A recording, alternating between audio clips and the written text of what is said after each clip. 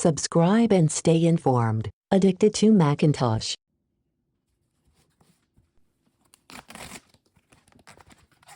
Hi, this is the unboxing of Mac Mini M2 Pro. The next generation of Apple Silicon makes this the hardest working Mac Mini we've ever built. From rich presentations to immersive gaming, M2 flies through work and play. And M2 Pro crushes compute-intensive tasks like editing massive images and 8K ProRes video. The M2 Pro comes with up to 12-core CPU, up to 19-core GPU, up to 32GB unified memory, 200GB memory bandwidth.